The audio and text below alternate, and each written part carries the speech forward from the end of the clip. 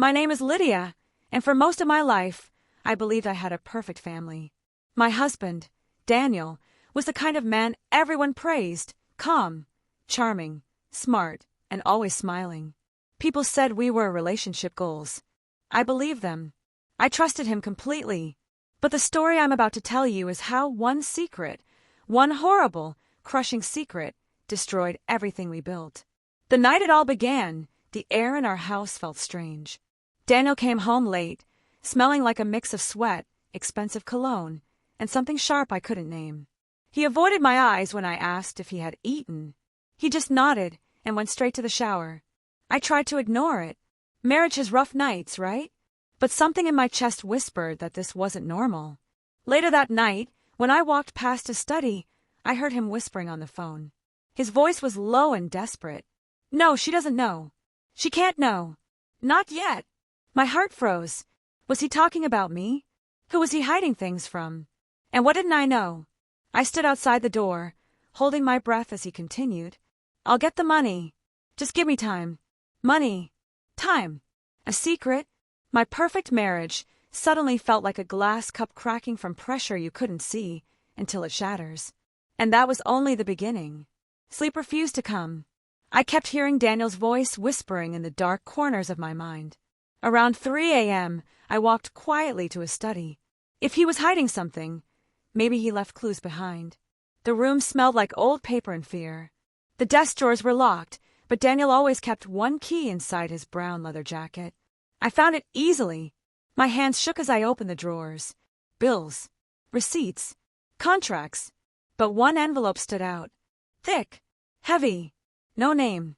Inside were printed bank statements, linked to an account I never knew existed. My eyes widened as I scanned the numbers. 28 million Nigerian nairas. Missing. Drained. Over months. Then I saw the withdrawals, large ones, sent to someone named Blair. A woman. A partner. Or something worse. Just then, Daniel's footsteps echoed down the hallway. I barely had time to slip the papers back and lock the drawer. Lydia. His voice was soft, but sharp like a knife. Why are you still awake? I couldn't sleep. He studied my face like he was trying to read the truth in my eyes. For a second, I thought he knew. For a second, I thought everything was about to explode. But he only forced a tired smile. Come to bed. I walked past him, my heart pounding. I knew one thing now. Whatever my husband was hiding, it wasn't small. And I wasn't safe anymore. The next morning, Daniel acted like nothing was wrong. He made breakfast, kissed my forehead, and drove our kids to school. But the whole time, I replayed the bank statements in my mind. 28 million Nigerian nairas. Gone. To someone named Blair. I needed answers. Real answers. No more waiting. So when Daniel left for work, I followed him. I stayed far behind, changing lanes often so he wouldn't notice. Instead of driving to his office, he turned into a part of town he never visited. A quiet area filled with old buildings and worn-out shops. I parked at a distance and watched him walk into a gray building with tinted windows. My heart pounded. I waited. 10 minutes. 20. 30. Then a woman walked out. Tall. Long braids. Expensive clothing. Cold eyes. She looked both dangerous and beautiful. And Daniel followed right behind her. She turned to him and touched his arm like they shared a secret. He looked scared. Not excited. Not happy. Scared. She whispered something in his ear. Daniel nodded quickly, almost shaking. When she walked away, he stood frozen for a moment, staring at the ground like he had just received a death sentence. I ducked down in the car as he looked around. If he saw me, everything would fall apart too soon. When he finally drove away, I whispered the name written on the bank documents. Blair. Now I had a face to match the name, and trouble to match the fear. I drove home with shaking hands. I couldn't stop thinking about the way Daniel looked at Blair, as if she controlled him, as if he owed her something he couldn't repay. And the missing 28 Nigerian nairas million. Was that debt? Blackmail? Or something even darker? I needed more information. So I called someone I trusted, my cousin Kelvin, a cybersecurity expert. He owed me a favor after I helped him during a rough time. Lydia, it's been a while, he said when he answered. I need help. I whispered. His tone changed instantly. What's wrong? I explained everything. The secret account, the missing money, the strange woman, the phone call. Kelvin didn't interrupt once. When I finished, he sighed. You're not overthinking this. Something is very wrong. I'll dig into the name, Blair, and the account details. But Lydia, be careful. Secrets like this, they never stay small. I nodded even though he couldn't see me. That afternoon, while cooking dinner for the kids, my phone buzzed again. Kelvin, I found something, he said. My heart jumped. Tell me. He hesitated. Lydia, Blair isn't just anyone. She's connected to a dangerous group. People who launder money. People who hurt anyone who gets in their way. My breath caught. And Daniel. Kelvin exhaled slowly. He's involved with them. Whether he likes it or not. My whole world spun. My husband wasn't cheating. He wasn't leaving. He was drowning in crime. And it was dragging our family with him. That night, I watched Daniel at the dinner table. He tried to smile, but his eyes were tired, like someone running from a storm they couldn't escape. Our children laughed and ate happily, not knowing our lives were hanging by a thread. After dinner, I asked Daniel to talk privately. He stiffened but followed me to the bedroom. What's wrong? He asked. I looked him straight in the eyes. Daniel, are we in danger? Shock flashed across his face, followed by something worse, fear. Why would you ask that? Because you're hiding something, I said softly. And whatever it is, it's tearing our family apart. He opened his mouth, then closed it. His hands shook. Lydia, I can't tell you everything. Not yet. That's not good enough, I said. We're married. We're a family. He backed away. I'm trying to fix it. I just need more time. Please trust me. Trust him. When there was a dangerous woman involved. 28 million Nigerian nairas missing. Secret meetings. Lies. I felt my chest tighten. Daniel, if you don't tell me the truth, I'll find it myself. He froze. His eyes turned cold. Don't, he said quietly. For your own safety, don't dig into this. I held my breath as he walked out of the room. He thought that warning would stop me. But it only did one thing. It made me realize something powerful. My husband was in deep danger. And if I didn't act soon, it would destroy all of us. And I wasn't going to let that happen. The next morning, Kelvin called again. His voice sounded urgent. Lydia, listen carefully, he said. I looked deeper into Blair's record. She's the right hand of a man named Cross. He runs a money laundering ring. People fear him. My stomach twisted. Why is Daniel involved with someone like that? Kelvin paused. Because he made a mistake 2 years ago, a big one. He sent me files through email, documents Daniel had signed, logs of money moving in and out, and a message thread between Daniel and Blair. My blood ran cold as I read the messages. You owe what you owe. Pay the remaining amount or face consequences. No more delays. My hands shook. What does this mean? I asked. Kelvin sighed. Daniel used their money for an investment. He thought he could double it and return it quickly, but the deal failed. Now he's stuck owing them millions. Millions. My husband was drowning in crime because of greed, because of a gamble, because he thought he was smarter than criminals. I covered my face with my hands. Kelvin, what happens if he can't pay? He answered softly. They destroy people. Families. They don't care who gets hurt. My chest tightened. Daniel didn't just put himself in danger. He put our children in danger too. That night, I watched him sleep. His face looked calm, but I knew the truth now. He wasn't protecting us. He was hiding behind us. And if I didn't step in, the storm would swallow all of us whole. I woke up with a new plan. I couldn't sit and wait for criminals to destroy my family. I needed to know everything Daniel was hiding. And I needed to be smarter than all of them. When Daniel left for work, I went straight to his study again. This time, I didn't snoop, I searched. Deep, thorough, determined. Behind a stack of old books, I found a small black notebook. The first page made my heart freeze. It was a list of payments Daniel had made to Blair. Dates, amounts, meetings, deadlines. Then, on the last page, I saw something worse. If I fail, they'll come for Lydia and the kids. My breath stopped. I sat on the floor, trembling. He knew. He knew we were in danger this whole time. And he still left us in the dark. Just then my phone buzzed. A message from an unknown number. Tell your husband the deadline is tonight. No more excuses. I felt a shock run through my body. Tonight. My mind raced.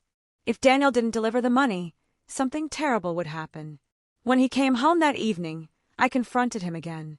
Daniel, someone messaged me. They're threatening us. His face went pale. Lydia, I'm handling it. Please stay out of it. No, I said firmly. I won't.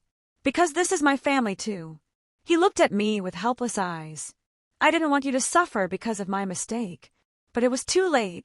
The suffering had already begun. And the clock was ticking. After the kids slept, Daniel sat beside me on the couch. His shoulders were slumped, his eyes tired, like a man who had been running for too long. I owe them 18 million Nigerian nairas, he whispered. I only paid part of it back. My heart jumped. Nigerian naira 18 million? Daniel, how could you get into something like this? He rubbed his face. I was trying to build something bigger for us. One good investment, one big move. I thought I could change our lives. My voice cracked. And instead, you put us in danger. He nodded, shame covering his face. I know. He explained everything. How Cross convinced him to borrow money. How Blair monitored him like a guard dog. How every delay brought more threats. How he'd been living in fear for months. Then he said something that chilled me. If I don't pay tonight, they might come for me. Or for us. I stood up so fast the room spun. What's your plan, Daniel? I don't have one, he whispered. I'm out of options. That was the moment something inside me snapped. Fear turned into fire. Pain turned into strength. If Daniel couldn't save us, I would. I didn't know how yet, but one thing was clear. If those criminals thought they were playing with a helpless woman, they were mistaken. The deadline was only hours away. Daniel paced the living room like a trapped animal, mumbling to himself. They'll kill me! They'll kill me! I watched him break down, and a powerful realization hit me. He was too scared to think clearly. Too scared to fight. Too scared to protect the family he put at risk. So I became the mind of the house. The strategist. The one who would turn the table. I called Calvin again. Cousin, I said firmly, I need every bit of information you can find on Cross, Blair, and their money routes. Calvin hesitated. Lydia, getting involved directly is dangerous. I don't have a choice. 20 minutes later, he sent me a file. A gold mine. Hidden accounts. Fake businesses. Transaction patterns. Security camera screenshots. But one thing stood out. A location Blair visited often. A warehouse by the old riverside. If they kept records, cash, or evidence there, I could use it against them. My pulse quickened. This was my chance. If I could find something powerful enough, I could bargain. Or threaten. Or expose them. Daniel grabbed my arm. Where are you going? Somewhere you should have gone a long time ago, I answered. His eyes widened in fear. Lydia, no. You don't understand who they are. I understand perfectly, I said. They're bullies. And bullies fear one thing, losing everything. I grabbed my keys. Tonight, I would face the darkness myself. The night air felt heavy as I drove toward the riverside. The streetlights flickered, and the road grew emptier with every turn. My heart thumped fast, but not from fear, from determination. Calvin stayed on the phone with me. You're close, he said. The warehouse should be on your right. I saw it. A large metal building, one side covered in graffiti, the other guarded by two men smoking cigarettes. Trouble. Danger. Crime. But I wasn't leaving. Not until I got what I needed. I parked far away and crept through the side alley. Calvin guided me through a map on screen. There's a back entrance with a broken lock. Try there. He was right. I slipped inside quietly. The warehouse was dark except for one office in the corner with its lights on. Voices came from inside, Blair's sharp voice and another man's deep one. I hid behind a stack of crates and listened. We need to pressure Daniel harder, Blair said. If he doesn't pay tonight, we take something he loves. My blood ran ice cold. They meant me. Or my kids. The man replied. His wife. The children. Who first? Whoever panics him the most. I covered my mouth, trying not to gasp. These people were monsters. But then I spotted something. A table stacked with folders, cash bundles and hard drives. Evidence. The kind that could ruin their entire operation. I whispered to Kelvin, "I found something. I'm going in. Lydia, be careful." But I had already moved. If they could destroy my family, I could destroy theirs. I moved quietly toward the table stacked with evidence. Every step felt like a drumbeat in my chest. Blair's voice echoed from the office, arguing with the man about deadlines and punishment. I knew I had only minutes before someone came out. The folders were labeled with dates, amounts, and strange codes. But one file made my breath stop. Daniel Adateo, transaction record. They kept everything. Every payment. Every missing amount. Every threat. I snapped photos quickly, my hands shaking but steady enough for the camera. Then I noticed a small metal case on the shelf below. I opened it carefully. Inside were 3 hard drives. Encrypted. Protected. Dangerous. But Kelvin could break into them. Just then, footsteps echoed from the office. Voices grew louder. I ducked behind the crates again, holding the files close. The door opened. Blair stepped out first, heels tapping against the concrete floor. "We're done waiting," she said coldly. "If Daniel doesn't pay tonight, we take his wife first. That will wake him up." Her words sliced through me. I'd never felt fear like that, but I refused to let it freeze me. I stayed hidden until they both left the room. When the warehouse grew silent again, I slipped toward the exit. But as I reached the door, a deep voice behind me growled, "Who's there?" My heart dropped. I was caught. I turned slowly, forcing my breathing to stay calm. A tall guard stood behind me, eyes narrowed, hand on his waist as if reaching for a weapon. The room felt smaller, tighter, dangerous. "I'm just lost," I said, trying to sound confused. "My car broke down outside. I was looking for help." He stepped closer, suspicion thick on his face. "No one comes here by accident." My mind raced. "Think, Lydia. Think fast." Before he could ask anything else, a loud crash came from the other side of the warehouse. Metal falling, crates tipping over. The guard spun around. "What was that?" I didn't question my luck, I ran.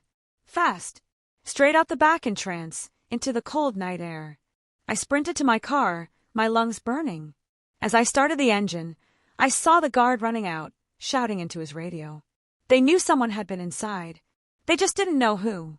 Yet, I sped away, heart pounding. Kelvin's voice cracked through the phone. "Lydia, what happened? You went silent." "I almost got caught," I gasped. "But I have files. Photos. Hard drives." "Good. Come to my place. Now." At his house, Kelvin stared at the evidence in shock. "This is serious," he said. "This can take down their entire operation." I nodded, still catching my breath. "We need a plan. A strong one. Something that flips all their power back on them." Kelvin looked at me with disbelief and respect. "You're really going to fight them?" I lifted my chin. "They threaten my kids. I'm not running." Kelvin worked through the night, hacking into the first hard drive. I stayed beside him, watching lines of code flash across the screen.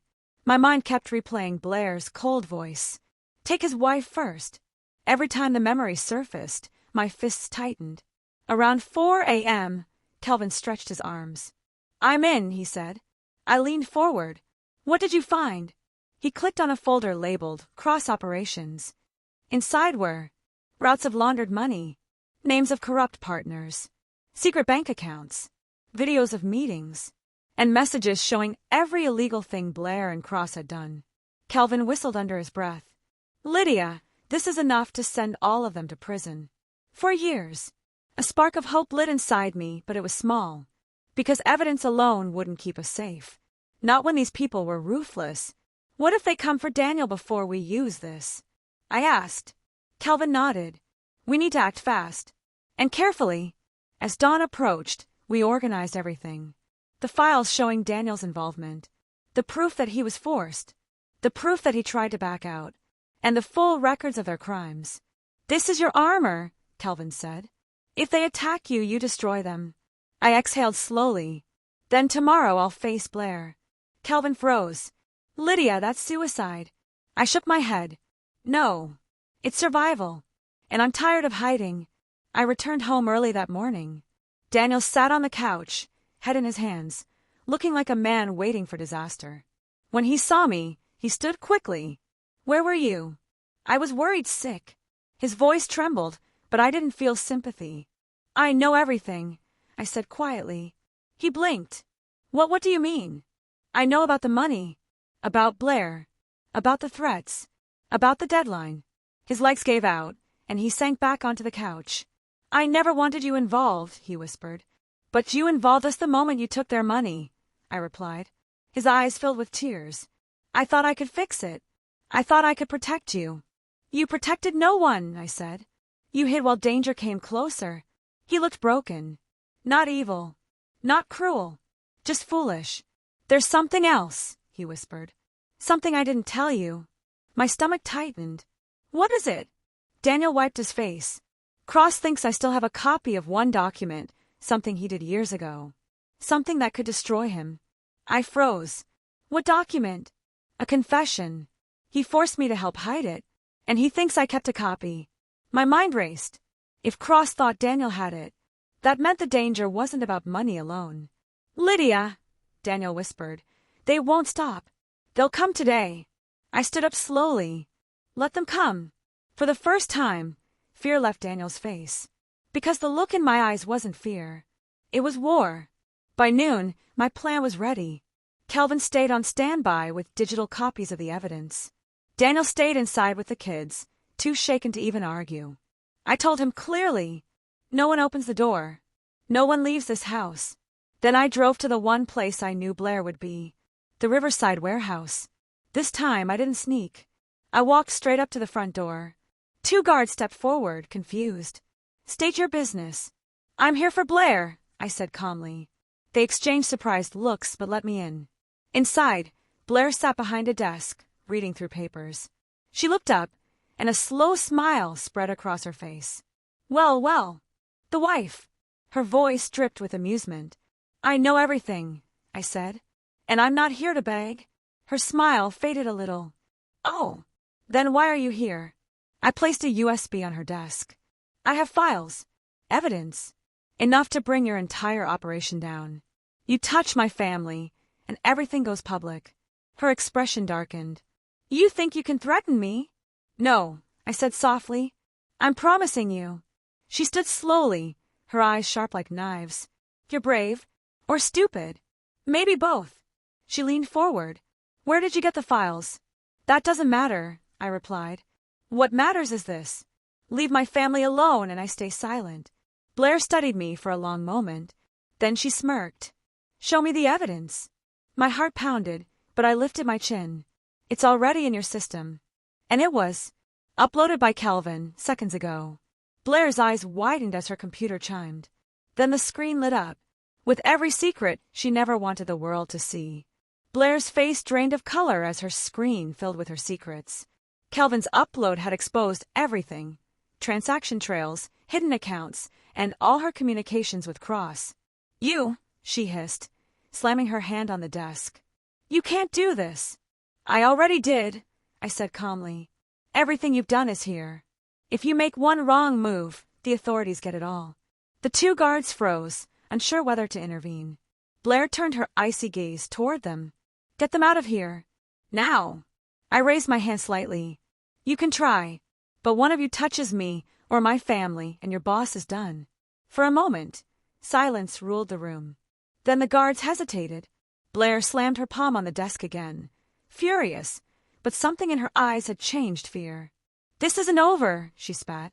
"It is," I said. "Unless you walk away now. Leave my family alone." She glared, lips pressed tight. Slowly, she turned and walked toward the exit, shouting for the guards to follow. I watched them leave, making sure every step carried them out. When the doors closed, I exhaled. My hands were shaking from adrenaline. My heart raced, not from fear but victory. I turned to the files on the desk. Every secret, every crime, every lie, it was all mine now. Finally, I had the power, and with power came a choice. Expose them all, or make them disappear quietly, ensuring my family's safety forever. I returned home late, adrenaline still buzzing. Daniel met me at the door, eyes wide. "You did it," he whispered. "I did," I said. "They won't touch us again." He sank into the couch, relief washing over him. I can't believe it. I was helpless. And you're lucky I'm smarter than everyone, I interrupted gently. You gambled with our lives, Daniel. But now I'm fixing it. He nodded silently, guilt written all over his face. The kids were asleep, unaware of the danger we had just escaped. I watched them for a moment, my chest tightening. Nothing, no money, no secret, no criminal, was worth losing them. Kelvin called. The upload went through. Everything is documented, time-stamped and backed up. If they try anything, law enforcement sees it immediately. Good, I said. Make sure copies are stored securely. No mistakes. He hesitated. Lydia, are you going to expose them publicly? I considered it. My hands rested on the counter. Not yet. The threat is gone. And sometimes the best revenge isn't in seeing them punished publicly, it's in knowing they can never touch you again. Kelvin agreed reluctantly. I suppose that works. I hung up and went to the bedroom. Daniel was asleep, exhausted. I looked at him for a moment, torn between anger and forgiveness. Tomorrow, I would decide how to handle everything. But tonight, I felt something I hadn't felt in months. Safety. And power. The following week, Daniel tried to apologize for his mistakes. I should have told you everything, he said quietly. You should have, I said, holding his gaze. But you didn't, and we almost lost everything because of it. He nodded, swallowing hard. I don't deserve your forgiveness. You're lucky I don't give up, I replied. We sat together, silent for a moment. I reflected on the past months, trust broken, secrets revealed, threats looming. Everything had been chaos. And yet, in the midst of fear, I had learned something vital. Fear makes people weak. Strategy makes people strong. I realized I wasn't just surviving anymore. I was mastering every step, every decision, every outcome. Kelvin came over to discuss next steps. We had plans to ensure Blair and Cross could never threaten us again, even if they tried. Lydia, he said, concern shadowing his face, they may come at you legally. These people have resources. I smiled faintly. Then I'll be ready. I've learned from their mistakes. And now I know their weaknesses.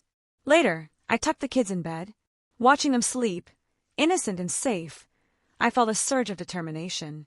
This wasn't just about revenge anymore. It was about control. It was about ensuring the people who had threatened my family pay the cost without ever touching us again. And for the first time in months, I felt unstoppable. That afternoon, Blair tried contacting me. Texts, calls, emails, all ignored. Each one felt like a challenge. I let them pile up. Instead, I reached out to Kelvin. Check if they're moving money, I instructed. I want to see if they're trying to cover tracks. Within hours, Kelvin reported suspicious transactions. Blair and Cross were panicking. Their empire was trembling quietly under our control. I smiled. Now I could strike in a way they'd never expect. No threats. No exposure. Just precision. I prepared a meeting with Cross, disguised as a neutral party who had inside knowledge of Blair's mistakes. Everything I said was calculated. Every gesture, every word, designed to confuse them. When Cross finally realized I wasn't afraid, I saw the cracks in his arrogance. How did you find this? He demanded. Lucky, I said calmly. Or maybe smart. He leaned back, suspicious but trapped. I could see the panic under his suit, the fear in his eyes, the same fear Blair had shown in the warehouse. For the first time, they were cornered. Completely cornered. And I didn't need violence. All I needed was truth. And leverage. By the time the meeting ended, they knew one thing clearly. Lydia was no longer the scared wife. Lydia was the threat. And threats were deadly when underestimated. That night, I returned home and locked the doors. Daniel looked at me, hope and awe mixed in his expression. How did you do it? He whispered. I turned their own game against them, I said. They think they control everything, but they don't. Not anymore. I spread out all the files and evidence on the dining table. Every transaction, every secret, every illegal deal. The weight of months of planning, danger, and fear culminated in this moment. Kelvin reminded me one last time. You're holding their lives in your hands. One wrong move, one mistake. I know, I said firmly, and I won't make one. I looked at Daniel and our kids sleeping peacefully in the next room. This wasn't about revenge anymore. It was about reclaiming our lives. And I realized something else. Power isn't about hurting people, it's about protecting what you love. Blair and Cross were watching their empire crumble from the shadows, completely helpless.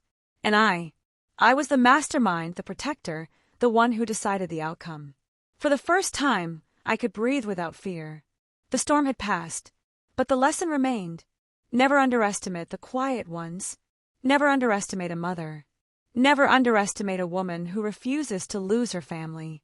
The next morning, Blair called again. Her voice was icy, trembling with controlled rage. "You think you've won, Lydia," she spat. "You have no idea what you're dealing with." I smiled faintly. I know exactly what I'm dealing with. And I've already won. Her laugh was sharp, cutting. "You've crossed a line. You don't know who I am." "I know enough," I replied. "Enough to make sure my family is safe, and enough to make sure you never touch us again." She hesitated. I could hear the panic creeping into her tone. "This isn't over." "Maybe not," I said calmly. "But it's over for us." I hung up the phone and felt the weight of months lift off my shoulders. Daniel entered the room, awe in his eyes. "How did you—" "I did what you couldn't," I said. "I protected our family." Daniel swallowed hard, shame washing over him. "I put us in danger. I was so stupid." "You made a mistake," I said gently, placing my hand on his. "But I fixed it, and we moved forward together." For the first time in months, I felt real peace. The fear that had haunted our home vanished. Blair and Cross could scheme all they wanted. They had no power over us, because now I held all the cards. A week passed, and Blair's empire began to crumble quietly. I monitored it through the files Kelvin had secured. Every transaction blocked, every partner exposed, every secret revealed. Daniel stayed close, finally seeing the truth, that bravery and intelligence could outmatch fear and cruelty. The kids remained blissfully unaware of the danger they had narrowly escaped. Kelvin came over one evening, shaking his head in disbelief. "I've never seen someone handle criminals like this. You didn't just survive, you dismantled them." I smiled faintly. "Sometimes survival isn't enough. You have to fight smart." Kelvin nodded. "They'll never touch your family again." "No," I agreed. "And that's the point." I went upstairs to tuck the kids in. Watching them sleep, I thought of all the nights I had cried silently, afraid of losing them. Now I could finally promise safety. And it wasn't just protection I felt, it was power. Real power. The kind that comes from refusing to be a victim. Daniel tried to make amends for his mistakes. He apologized again and again, his guilt still fresh. But I forgave him, carefully, wisely, knowing the balance of trust had shifted. "Lydia," he whispered one evening, "I never realized how strong you are." I looked at him calmly. Strength isn't just physical. It's knowing what to do when fear paralyzes everyone else. He nodded slowly, humbled. Together, we rebuilt what had been broken. Our marriage, our home, our sense of safety.